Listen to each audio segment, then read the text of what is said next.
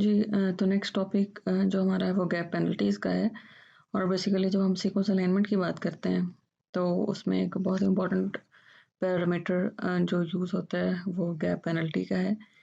Gap penalty को detail में देखने से पहले हम इसका थोड़ा सा ब्रीफ बैकग्राउंड देख लेते हैं कि why this concept has arised. सबसे पहले ये कि जो नेचुरली जब डीएनए कॉपी हो रहा होता है either during cell division or transcription and translation or DNA replication, तो उसमें बहुत सारी म्यूटेशंस आ जाती हैं। ठीक है, mutations in the final product. तो वो जो म्यूटेशंस हैं वो 3 क्लासेस में कैटेगराइज की जा सकती हैं, जिसमें से जो ज़्यादा कॉमन है वो सब्स्टिट्यूशंस हैं और जो लेस फ्रीक्वेंट्स हैं वो इंसर्शंस या डिलीशंस हैं। ठीक है, आप फेमिलियर होंगे कि जी सब्स्टिट्यूशन हम किस म्यूटेशन को कहते हैं। Suppose in this DNA sequence if this G get mutated with A तो हम इसको सब्स्टिट्यूशन बोलेंगे। और इसी तरह से अगर जी और ए के दरम्यान में कोई भी एडिशनल न्यूक्लियोटाइड आ जाए तो उसको हम इंसर्शन कहते हैं। ठीक है, और इसी तरह से अगर ये जो जी है ये किसी भी म्यूटाजेनिक इवेंट की वजह से यहाँ से डिलीट हो जाए तो this event is called deletion.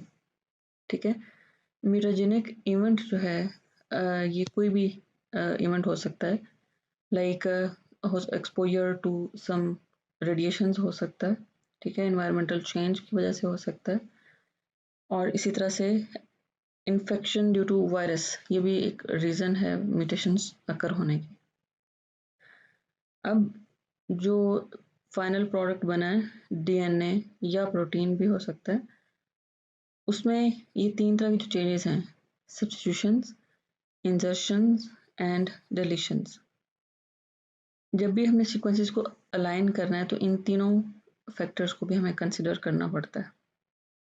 ठीक है, जैसे कि पहले बात हुई थी कि अगर हमारे पास मल्टीपल अलाइनमेंट्स आ जाएं, मल्टीपल अलाइनमेंट का मतलब है कि if you are going to align these two sequences by different approaches, तो हमारे पास इन दोनों सीक्वेंसेस को वो डिफरेंट तरह से अलाइन करके दे सकता है।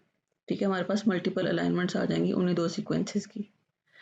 तो हमें कैसे पता चलेगा कि उनमें से बेहतर अलाइनमेंट कौन सी है? तो उसके लिए हम डेफिनेटली कोई ना कोई स्कोरिंग क्राइटेरिया यूज़ करते हैं।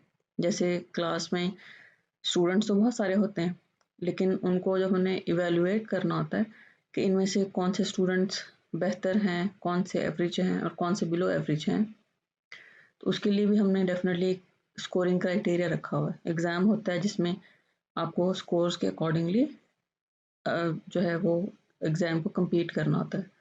तो जिसका स्कोर हाईएस्ट होता है वो हम उसको कंसिडर करते हैं कि this student is above average. और अगर किसी के एवरेज मार्क्स हों और इसी तरह से बिलो एवरेज हों, हम उनको उसी लिहाज से जो है वो ग्रेड्स वगैरह असाइन करते हैं। तो इसी तरह से अगर हमारे पास जो जिन सीक्वेंसेस को हम अलाइन करने जा रहे हैं उनके हमारे पास मल्टीपल आउटपुट्स आ जाएं, लाइक आपने देखा कि हमारे पास ग्लोबल अलाइनमेंट के केस में ऑल्टरनेट ऑप्शन जो है वो मौजूद थी।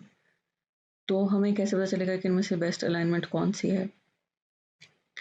तो उसके लिए हमने स्कोरिंग क्राइटेरिया यूज़ करना होता है। ठीक है, और वो स्कोरिंग क्राइटेरिया जो है उनके नाम क्या हैं? सब्स्टिट्यूशंस के केस में स्कोरिंग मैट्रिक्स हैं जो कि यूज़ होते हैं स्कोर्स कैलकुलेट करने के लिए। और इंसर्शन और डिलीशन के केस में हमारे पास गैप पेनल्टी होती है। ठीक है, तो gap penalty basically insertion or deletion को स्कोर करने के लिए यूज़ होती है। तो जैसे कि इसके नाम से पता चल रहा है कि ये एक पेनल्टी है, और मैंने शुरू में भी बताया कि सब्स्टिट्यूशंस जो हैं वो ज़्यादा कॉमन हैं, इंसर्शंस और डिलीशन जो हैं वो लेस फ्रीक्वेंट हैं, कम होती हैं। ठीक है, तो इसी वजह से अगर हमारी जो अलाइनमेंट है उसमें हम इंडल्स को ज़्यादा जो इंसर्शंस और डिलीशंस हैं उनको एक अच्छा फैक्टर कंसिडर नहीं किया जाता। तो इस वजह से हमारी अलाइनमेंट में जहाँ पे भी गैप होंगे हम उनको पेनलाइज करेंगे। ठीक है, जितने ज़्यादा गैप्स होंगे उतना ही हम वो गैप पेनल्टी की वजह से उसका स्कोर जो है वो ठीक नहीं आएगा और वो हमारी जो अलाइनमेंट है वो एक अच्छी अलाइनमेंट कंसिडर नहीं होगी। अब ये जो है गैप्स, आपको पता है कि while performing optimal alignment between sequences often involves applying gaps that represent insertions and deletions। पहले भी मैंने आपको बताया कि जब हमने सीक्वेंसेस को अलाइन करना है तो अलाइन में हम क्या कोशिश कर रहे होते हैं कि जो मैचिंग करेक्टर्स हैं, मैचिंग न्यूक्लियोटाइड्स हैं या रेजिड्यूज हैं वो आमने सामने आ जाएं, और इस प्रोसेस के दौरान अगर हमें कोई गैप्स वगैरह भी इंसर्ट करने पड़े तो हम वो गैप ऐड करेंगे। और ये गैप्स जो है normally in the form of dash हम रिप्रेजेंट करते हैं इन सीक्वेंस अलाइनमेंट। और ये जो गैप्स हम इंट्रोड्यूस करवा रहे हैं, क्योंकि in natural evolutionary process insertions and deletions are relatively rare in comparison to substitutions, introducing gaps should be made more difficult computationally। ठीक है, जैसे पहले मैंने आपको बताया कि सब्स्टिट्यूशंस कॉमन होती हैं, इंसर्शंस और डिलीशन जो है ना वो रेयर हैं इन नेचुरल एवोल्यूशनरी प्रोसेस। जब डीएनए कॉपी वगैरह हो रहा होता है तो उसमें जो इंसर्शंस एंड डिलीशंस हैं वो रेयर होती हैं, कम होती हैं। तो इसलिए अगर जो हमने जो मेथड हमने बनाया है कंप्यूटेशनली अलाइनमेंट कैलकुलेट करने के लिए, उसमें हमारी कोशिश होती है कि अगर कोई गैप आए भी तो हम उसको गैप वो जो है उसकी फ्रीक्वेंसी को कम से कम करें, यानी कि हमारी अलाइनमेंट में बहुत ज़्यादा गैप्स नहीं आने चाहिए। ठीक है, ताकि हम ये जो नेचुरल इवेंट है, ये जो इंसर्शंस और डिलीशंस रेयर होती हैं, हम उसको ट्रूली अपने अलाइनमेंट में शो कर सकें। तो उसके लिए हम क्या करते हैं कि हम गैप्स को पैनलाइज करते हैं। ठीक है, और उसके लिए हम क्या यूज़ करते हैं, different gap penalty scoring methods. ठीक है, तो गैप पेनल्टी बेसिकली क्या है, it is a cost to introduce gaps. और ये जो गैप्स है ना, ये अलाइनमेंट में कहीं पे भी हो सकते हैं। ठीक है, before the first character of string हो सकते हैं, ये जैसे देखें यहाँ पे। ठीक है, अगेन हमने मैचिंग रेजिड्यूज को एक दूसरे के आमने सामने लाने के लिए यहाँ पे दो शुरू में गैप्स ऐड कर दिए हैं। ठीक है, इसी तरह से इनसाइड अ स्ट्रिंग हो सकते हैं लाइक दिस। ठीक है, और after the last character of a string जैसे यहाँ पे है। ठीक है, तो गैप्स बेसिकली हमने अपने अलाइनमेंट को बेहतर करने के लिए ऐड करने हैं, और ये कहीं पे भी हो सकते हैं, शुरू में भी, मिडल में भी और एंड में भी। However, assigning penalty values can be more or less arbitrary because there is no evolutionary theory to determine a precise cost for introducing insertions and deletions। अब ये जो हमने गैप पेनल्टी की वैल्यू रखनी है, जैसे आपने अपने डायनामिक प्रोग्रामिंग अप्रोच में देखा कि हम कहीं गैप पेनल्टी 0 यूज़ कर रहे हैं, कहीं -1 यूज़ कर रहे हैं। That was just an example. तो हमें जो है कंप्यूटेशनली भी अगर हमने गैप पेनल्टी की कोई वैल्यू रखनी है तो क्या रखनी है, तो इसके लिए हमारे पास कोई बहुत ज़्यादा ऑथेंटिक रेवोल्यूशनरी थ्योरी जो है वो मौजूद नहीं है। बस हमने जो भी गैप पेनल्टी की वैल्यू सेट करनी है वो बेस्ड अपॉन प्रीवियस डेटा होगी। और अगर हम जो गैप पेनल्टी की वैल्यूज़ हैं वो बहुत कम रखते हैं तो अलाइनमेंट में बहुत ज़्यादा गैप्स आएंगे, और इस तरह से अगर हम गैप पेनल्टी की वैल्यू बहुत ज़्यादा हाई रखते हैं तो गैप्स जो हैं they will may become too difficult to appear.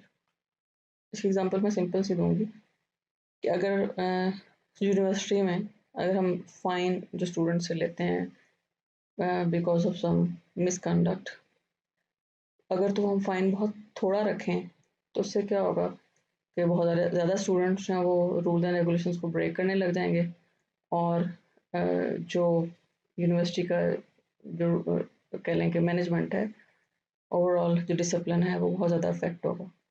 ठीक है, इसी तरह से अब अगर हम लोग जो है फ़ाइन बहुत ज़्यादा रख दें, हाई वैल्यू रखें उसकी, तो डेफिनेटली बहुत कम स्टूडेंट जो हैं वो रूल्स को ब्रेक करने की हिम्मत करेंगे। तो इसी तरह से यहाँ पे भी है कि अगर हम गैप पेनल्टी की वैल्यू जो है वो बहुत ज़्यादा लो रखेंगे तो अलाइनमेंट में जगह जगह गैप्स आ जाएंगे, क्योंकि वो कोशिश होगी कि हर एक करेक्टर जो है ना उसको हम मैच करें।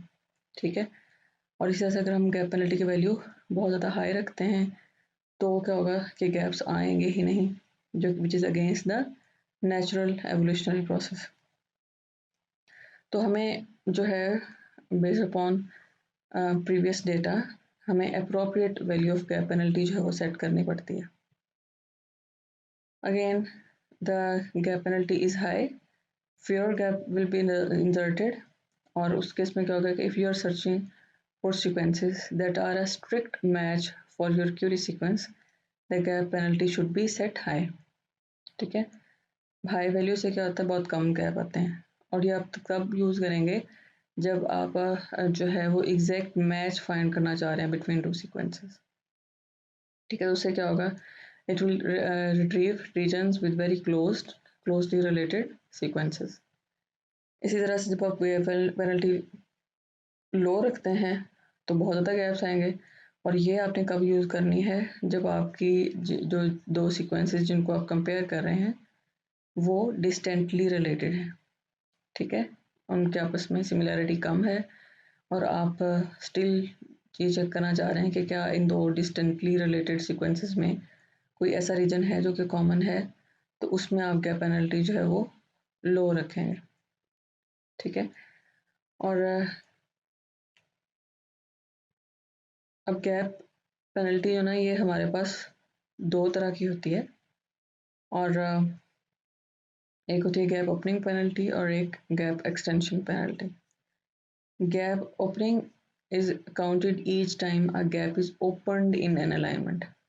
ठीक है, और गैप एक्सटेंशन क्या होता है, it is counted for each extension of a gap in an alignment। It is known that it is easier to extend a gap that has already been started, so the gap opening should have a much higher penalty than gap extension। अब gap opening penalty gap extension penalty है तो gap penalty ही है, इनकी definitely कुछ ना कुछ cost होगी। ठीक है, लेकिन जो गैप एक्सटेंशन है इसकी वैल्यू लोअर होती है, और जो गैप ओपनिंग पेनल्टी है इसकी वैल्यू हायर होती है। अब ये होती क्या है, इनको हम एग्जांपल के थ्रू देख लेते हैं। ठीक है, इन दिस केस ये दो सीक्वेंसेस हैं और इनमें ये आपको एक ऐसा रीजन नज़र आ रहा है जहाँ पे गैप्स हैं। ठीक है, तो फर्स्ट गैप जो है that is called gap open. ठीक है, फर्स्ट गैप जो है that is called gap open, और जो उसकी एक्सटेंशन है, बाकी के ये जो गैप्स आपको नज़र आ रहे हैं 1 2 3 4 5, ये सारे किस में काउंट होंगे, gap extension. They are basically extending this gap, पहले वाले गैप को एक्सटेंड कर रहे हैं, इस वजह से जो फर्स्ट के अलावा बाकी सारे गैप्स हैं they are considered as gap extension. और इस केस में अगर आप देखें तो इसमें हमारे पास ये अगर सिंगल गैप है तो this is only gap open. ठीक है, अगेन गैप ओपन, इसमें पहला गैप ओपन और दूसरा गैप एक्सटेंशन ऑफ। तो इसमें चूंकि गैप को ओपन करना is more difficult than gap extension, तो गैप ओपनिंग पेनल्टी हायर होती है और गैप एक्सटेंशन जो है दैट इज लोअर। जो गैप पेनल्टीज हैं either it is gap open or gap extension, इसकी मेजर 3 टाइप्स होती हैं। ठीक है, एक कांस्टेंट गैप पेनल्टी होती है, लीनियर गैप पेनल्टी होती है और एफाइन गैप पेनल्टी होती है। कांस्टेंट जो है simplest type of gap penalty है और it will assign the same negative score for each gap regardless whether it is opening और एक्सटेंडिंग। कांस्टेंट का मतलब यही है कि जो भी गैप्स है ना, चाहे वो गैप ओपन हो में काउंट होते हैं या गैप एक्सटेंशन में, उनके लिए फिक्स्ड जो स्कोर है ना वो असाइन कर देना है। ठीक है, और गैप पेनल्टी हमेशा नेगेटिव में होती है। ठीक है, क्योंकि ये एक पनिशमेंट है, और इस तरह से however this penalty scheme has been found to be less realistic. Definitely कि जो हमने अभी डिस्कस भी किया कि गैप एक्सटेंड करना आसान है, गैप ओपन करना मुश्किल है, तो इट इज़ लेस रियल कि हम दोनों को ही सेम स्कोर जो है वो साइन कर रहे हैं। बहरहाल कांस्टेंट में होता यही है कि जो सेम नेगेटिव स्कोर है ना वो हर गैप को साइन कर दिया जाता है। इस एग्जांपल हम देख लेते हैं। ये हमारे पास एक अलाइनमेंट है। ठीक है, गैप पेनल्टी क्या है, -1, और जहाँ जहाँ रेजिड्यू मैच कर रहे हैं वहाँ पे आपने स्कोर लेना है 1, ठीक है। If each match was worth 1 point and the gap is -1, तो टोटल स्कोर इस अलाइनमेंट का क्या होगा? इस अलाइनमेंट का स्कोर जो है, ये एक मैच है 1, ये भी एक मैच है 2, ये भी एक मैच है 3, 4, 5, 6, 7, इसमें 7 मैच रेजिड्यूज हैं, वो यहाँ पे 7 लिख लिया, ठीक है। तो अब ये जो गैप है, पार्ट ऑफ द फैक्ट कि इसकी लेंथ क्या है, ठीक है, इसको हमें सिर्फ क्या स्कोर असाइन करना है, इस पूरे गैप को, that is -1। 7 - 1 is equal to 6, ये इस अलाइनमेंट का स्कोर है। इसी तरह से नेक्स्ट टाइप हमारे पास लीनियर की है। The linear gap penalty takes into account the length of each insertion or deletion in the gap.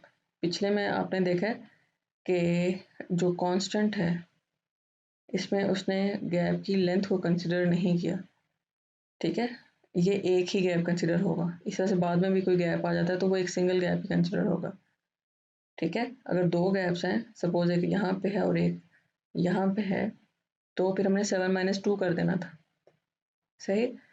और इसी तरह से जो नेक्स्ट है हमारे पास लीनियर, उसमें it take into account the length of each gap.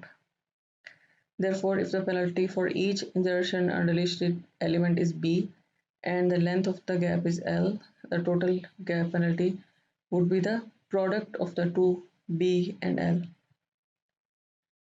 इसको समझने के लिए हम वही एग्जांपल ले रहे हैं, ठीक है। हमारे पास इसमें कितना जो मैच स्कोर है वो 1 है और जो अब गैप है वो -1 है, क्योंकि यहाँ पे हमने लेंथ ऑफ गैप भी कंसिडर करनी है। तो मैचिंग स्कोर 7 है और हमारे पास जो गैप पेनल्टी है वो -1 है और लेंथ ऑफ गैप 3 है। पीछे भी हमने देखा कि इसका फॉर्मूला क्या है, BL, ठीक है। तो 3 × -1 क्या होता है, -3, तो 7 - 3 इज इक्वल टू 4। तो ये जो 4 है ये इस अलाइनमेंट का स्कोर है यूजिंग लीनियर गैप पेनल्टी। और इसी तरह से एफाइन गैप पेनल्टी जो है, अगेन सबसे ज़्यादा यूज़ होने वाली जो पेनल्टी है वो एफाइन गैप पेनल्टी है, क्योंकि पिछली दो में आपने देखा कि गैप एक्सटेंशन की टर्म को इतना यूज़ नहीं किया गया। अब एफाइन गैप पेनल्टी जो है ये रियलिस्टिक गैप पेनल्टी है, इसमें गैप ओपनिंग पेनल्टी डिफरेंट होती है और गैप एक्सटेंशन पेनल्टी डिफरेंट होती है, ठीक है। और इसमें जो लेंथ ऑफ गैप है वो भी कंसिडर होती है। तो इसलिए the affine gap penalty combines the components in both the constant and linear gap penalty. For example, one may use a -12 -1 scheme in which the gap opening penalty is -12, ठीक है। हमने कहा था कि हम हायर रखेंगे गैप ओपनिंग पेनल्टी को और गैप एक्सटेंशन जो है दैट इज़ -1। अब इसमें आप मैं सोच रहे हैं कि माइनस की वैल्यू -12 जो है ये तो छोटा है, तो यहाँ पे आपने ये जो स्कोर है 12 और 1 इसको कंसिडर करना है, ठीक है। माइनस हम सिर्फ इसलिए लगा रहे हैं कि ये एज ए पेनल्टी यूज़ हो रहा है। तो टोटल गैप पेनल्टी जो है उसको लिखने का जो फॉर्मूला है वो कुछ इस तरह से है, W is equal to, W क्या, टोटल गैप पेनल्टी, ठीक है। और जो गैमा है इसमें that is gap opening penalty, sigma जो है वो गैप एक्सटेंशन है और के जो है वो लेंथ ऑफ द गैप है। लेंथ में से हम 1 निकाल देंगे, या इसको आप आसान अल्फाज में कह सकते हैं gap is equal to gap open plus gap extension into length -1, ठीक है। ये हमने लेंथ -1 क्यों किया ये मैं आपसे ड्यूरिंग लेक्चर जो है वो पूछूंगी और थोड़ा सा इस पर गौर कीजिएगा, बहुत ही आसान जवाब है इसका। यहाँ पे हमने एग्जांपल लिए। अब फर्स्ट ये जस्ट आप करेंगे कंपैरिजन दिखाया हुआ है, ठीक है, gap open or gap extension penalty का। अगर इस फर्स्ट एग्जांपल में देखें तो इसमें जो मैचिंग स्कोर है हमारे पास वो +2 है, मिस मैच का स्कोर -1 है, ठीक है। और गैप पेनल्टी जो है ये इसमें -2 है, ठीक है। गैप पेनल्टी क्या है हमारे पास, -2 ओपनिंग गैप पेनल्टी जो है, और जो गैप एक्सटेंशन है वो -1 है, ठीक है। तो इसमें अगर आप देखें तो हमारे पास ये पहला मैच, ये मिस मैच -1, मैच +2, मैच +2, ये गैप आ गया, गैप पेनल्टी हमारी क्या है, ओपनिंग गैप पेनल्टी -2 है। इसी तरह से मैच हमारे पास +2 है, गैप ओपनिंग पेनल्टी -2 है, मैच +2 है, गैप ओपनिंग पेनल्टी -2 है। ये गैप एक्सटेंशन जो है दिस इज -1 और अगेन मैच इज +2, तो हमारे पास टोटल स्कोर कितना बन गया, 4। ठीक है, और इसी तरह से ये एक और एग्जांपल है। ठीक है, अगेन मैच +2 है और ए और जी, ये बेसिकली सेम सीक्वेंसेस की अलाइनमेंट है। ठीक है, और हमारे पास अलाइनमेंट डिफरेंट आई है, इसमें यहाँ पे लेदर गैप आए हैं और यहाँ पे इकट्ठा गैप है, जबकि यहाँ पे ये दोनों गैप इकट्ठे हैं और ये उसी तरह से ही हैं। अब इसमें भी अगेन मैचिंग क्राइटेरिया हमारा +2 है, ए जी मिस मैच है -1 है, ए मैच है +2 ए गैप ओपनिंग पेनल्टी हमारे पास -2 है, गैप एक्सटेंशन पेनल्टी -1 है, सी और जी मैचेस हैं +2 दोनों के लिए लगेगा, गैप ओपनिंग पेनल्टी -2 है, गैप एक्सटेंशन -1 है और ये मैचिंग स्कोर +2 है। अब यहाँ पे हमारे पास स्कोर 5 आया। ठीक है, तो हमारे पास अगर दोनों सीक्वेंसेस की सेम अलाइनमेंट्स हों तो जिस अलाइनमेंट का स्कोर हायर होगा वो बेहतर अलाइनमेंट कंसिडर की जाती है। ठीक है, तो यहाँ पे आप देख सकते हैं कि अगर जो गैप एक्सटेंशन है that is favoured over 2 gap opening. सही, ये तो था एक ब्रीफ इंट्रोडक्शन। ठीक है, और इसके अलावा जो गैप्स टर्मिनल रीजन्स पे होते हैं, ठीक है, टर्मिनल रीजन या तो शुरू में होते हैं या एंड में होते हैं, तो gaps at the terminal regions are often treated with no penalty because in reality many true homologous sequences are of different length। ठीक है, तो इस वजह से जो शुरू के गैप्स हैं या जो एंड के गैप्स हैं उनको हम पेनलाइज नहीं करते। Consequently end gaps can be allowed to be free to avoid getting unrealistic alignments, क्योंकि हम स्टिल उनको ऐड करेंगे अगर उन गैप्स को भी जो कि शुरू में है या एंड ऑफ द अलाइनमेंट है, तो उससे क्या होगा कि हमारा अलाइनमेंट का स्कोर जो है ना वो डिक्रीज होता जाएगा। ठीक है, तो हमारे पास जो रिजल्ट्स आएंगे ना वो अनरियलिस्टिक होंगे। तो चूंकि हमारी जो गिवन सीक्वेंसेस है उनकी लेंथ जो है वो ज़रूरी नहीं है कि बराबर हो। ठीक है, तो इसलिए हम जो शुरू और एंड के गैप्स हैं उनको हम पेनलाइज नहीं करते।